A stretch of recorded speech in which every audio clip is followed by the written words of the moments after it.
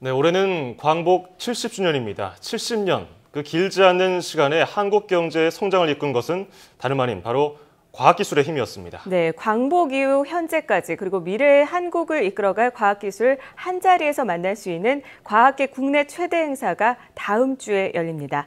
이상학 미래창조과학부 미래인재정책관과 함께 자세한 얘기 나눠보겠습니다. 안녕하십니까? 네, 안녕하십니까? 네, 올해 이 광복 70주년을 맞아서 한국의 발전을 이끈 과학기술 우수성과 70가지를 한자리에서 실물로 볼 수 있는 기회가 생긴다고 하는데 이 과학창조 한국대전이 먼저 어떤 행사인지 소개를 좀 부탁드릴게요. 예, 아까 말씀하신 것처럼 올해가 광복 70주년 아닙니까? 네. 각 분야에서 광복 70주년을 기념하고 있습니다.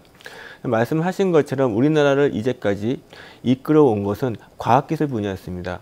이번에 과학창조 한국대전은 지난 70년 동안에 과학기술이 어떠한 성과를 이루고 있었는가, 그리고 앞으로 30년, 즉 100년까지의 어떠한 성과가 있을 것인가를 보여주는 최대의 행사라고 할 수 있겠습니다. 네. 이 얘기를 들어보니까 우리 국내 최대 과학 행사가 올해 풍성하게 열릴 것 같다는 생각이 듭니다.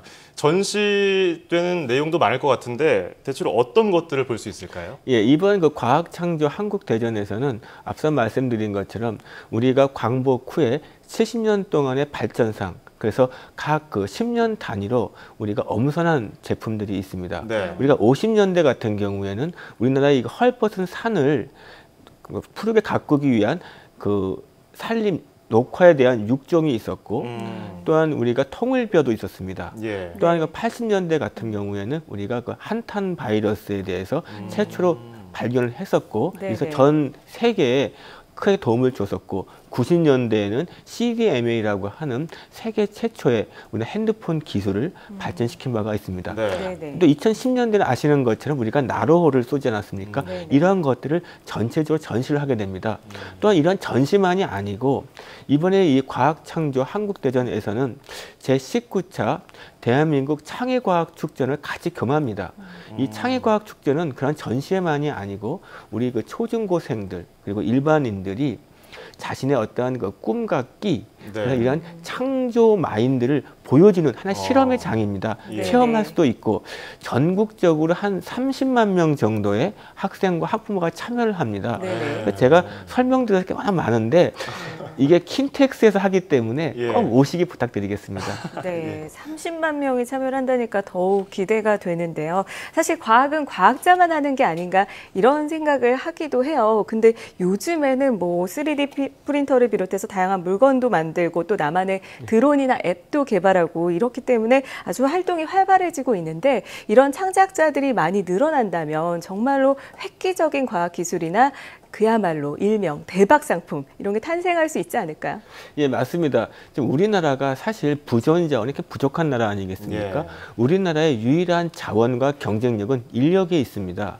그래서 이러한 그 인재를 개발해야 되는데 바로 이런 인재를 개발해서 새로운 창조적인 경제를 하자는 것이 바로 창조 경제이고 과학기술을 기반으로 해서 국민들의 창의력을 발전시켜보자. 그래서 이걸 위해서 저희가 전국에 한 40곳 정도의 무한 상상실이라고 해서 그러니까 일종의 집에 있는 게러지라고 차고라고 생각하면 됩니다.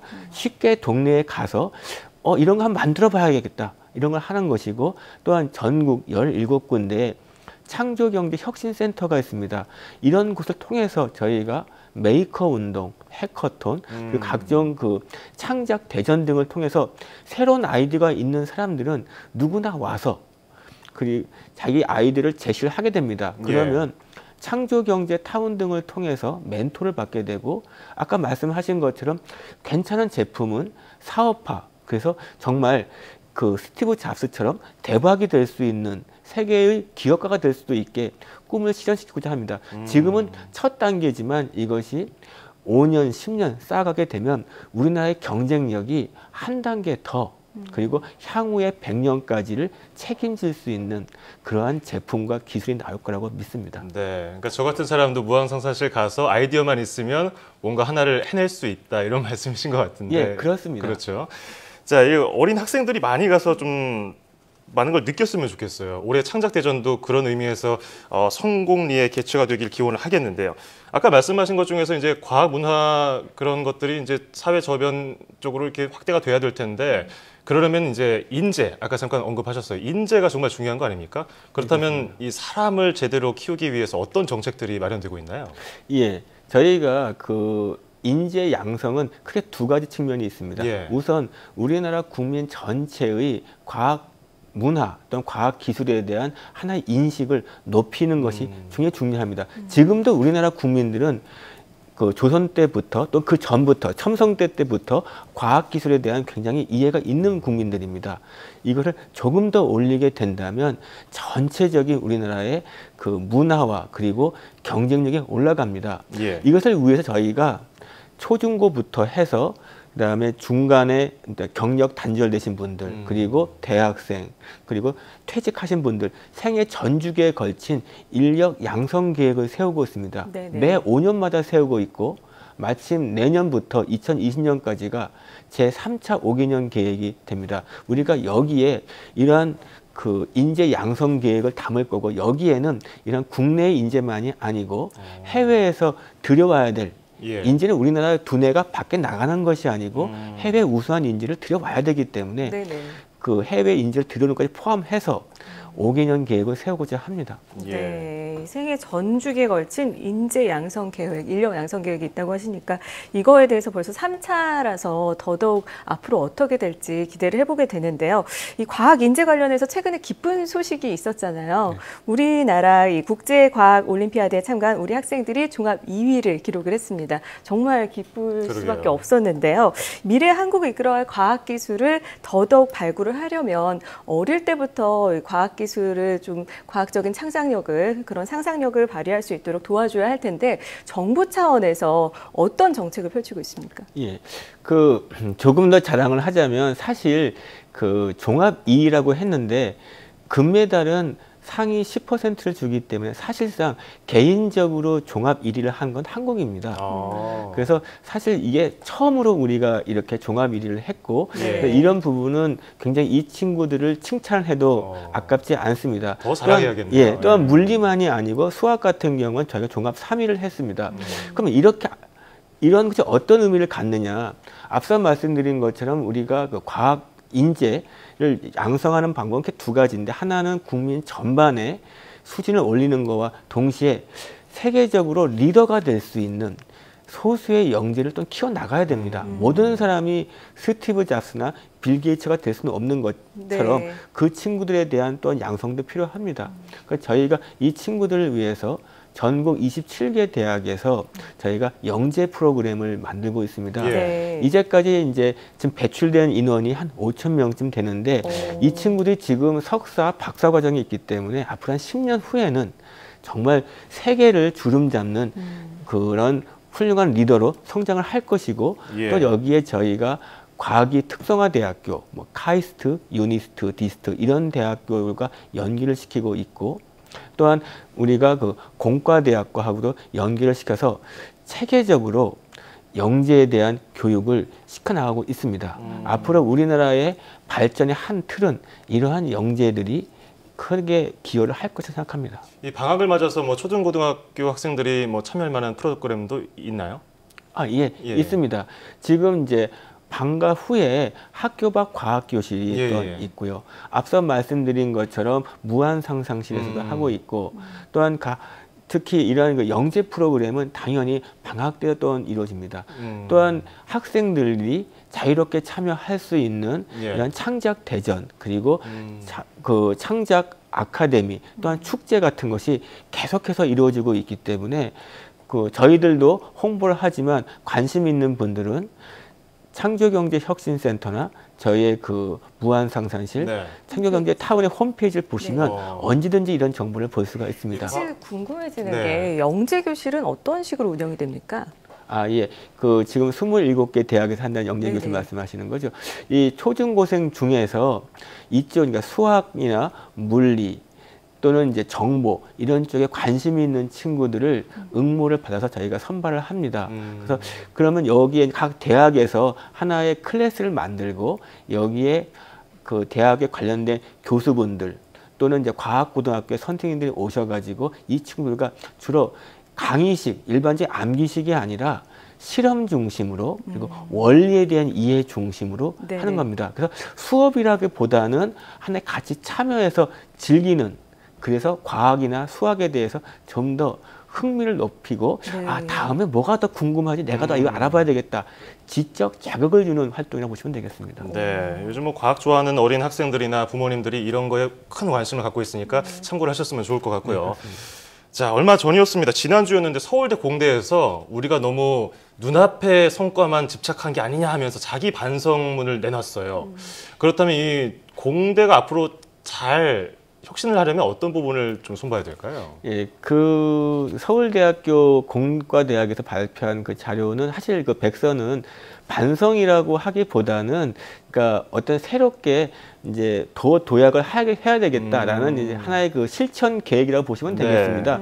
사실 그 서울대 공대를 포함한 우리나라의 대학교의 공대들은 이제까지 정말 많은 역할을 해왔습니다. 그렇죠.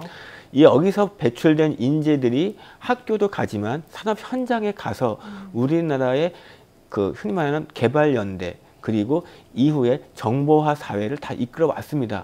다만 그것이 이제 어느 정도 한계에 좀 와 있지 않느냐. 네네. 그 이유가 이제까지 저희가 이제 논문 같은 경우에 굉장히 우수한 논문들이 많이 나왔습니다. 네. 그런데 논문은 많이 나왔는데 실제로 그런 논문을 통해서 기술이 사업이 되는 거, 그러니까 뭐 사업화가 되는 부분은 참 약했습니다. 예. 네. 그렇다고 딱 잘못하면 공대가 그 상하탑 안에서만 머무는 것이 저 아니냐. 연구 자체로만 끝나면 아무 의미가 없으니까. 그렇습니다. 그래서 이제 새롭게 하고자 하는 것이 그러면 산업계 또는 경제계에서 필요로 하는 그러한 인재를 배출하자. 네. 그래서 흔히 말하는 학교와 기업 간의 미스매칭을 해소하자라는 쪽으로 가고자 하는 겁니다. 저희가 이것을 위해서 작년에 공대 혁신 방안을 만들었고 이 부분을 조금 더 발전시켜서 올해 공대 혁신 방안 2.0을 준비 중에 있습니다. 이런 부분들이 차근차근 진행되면 우리나라 공대가 세계적인 수준의 공대가 되는 것뿐만 아니라 국가 경제에도 실질적으로 기여를 하고 가장 궁극적으로는 우리나라 청년 취업이나 이렇게 좋은 일자리를 제공할 수 있는 이러한 토대가 될 것입니다. 네, 지금 듣고 있는 다양한 정책들이 참 많이 도움이 되지 않을까 이런 생각해보게 되는데요.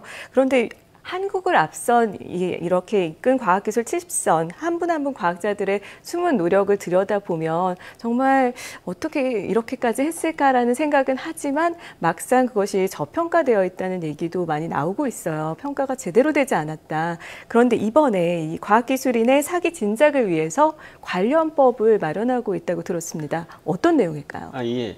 저희가 이제 사실 과학기술인에 대해서는 사실 지속적으로 저희가 그 존중을 하고 예우를 해드려도 지나침이 없는데 사실 이제까지 그런 부분이 충분치 않은 것도 사실입니다. 모두에 말씀드린 것처럼 우리나라 지난 70년이 과학기술 발전을 토대로 이루어진 부분이 있고 그래서 이 과학기술인에 대한 그 노고를 정말 치하를 해야지 사기가 진작될 뿐만 아니라 가장 큰 문제 중에 하나인 이공계로 가는 친구들이 적다. 왜 똑똑한 친구들이 이공계를 안 가냐. 이런 부분을 해소할 수도 있습니다. 저희가 작년에 이 과학기술자에 대한 예우를 위한 시책을 만들었습니다. 그래서 이 시책을 통해서 보면 저희가 이분들이 사실 원하는 거는 어떠한 뭐 금전적인 이런 부분이 아니고 명예에 대한 부분입니다. 그래서 저희가 명예 전당 같은 것을 하고 또한 이분들의 그 노후에 단순히 그 노후를 편하게 보내시는 것만이 아니라 당신이 이제까지 쌓아왔던 과학 지식을 네네. 후배들한테 물려주면서 같이 활동할 수 있는 사이언스 빌리지 그리고 전 세계 과학자들과 교류도 하고 또한 과학기술의 새로운 한 차원의 더 심화된 연구를 할 수 있는 과학 컴플렉스 이런 부분들도 같이 하고 있습니다. 네네. 앞서 말씀하신 그 법은 그 국회에서 국회의원들께서 그 과학기술 사기 진작을 위해서 발의를 해주신 법이고 지금 저희가 이 법을 잘 다듬어서 그 정말 과학기술인을 위한 그 법이 될 수 있도록 같이 국회의원분들과 같이 노력하고 있습니다. 네. 자, 광복 70주년을 맞아서 우리나라 과학의 미래의 청사진을 한번 알아봤습니다. 자, 지금까지 이상학 미래창조과학부 미래인재정책관이었습니다. 오늘 말씀 고맙습니다. 예, 고맙습니다.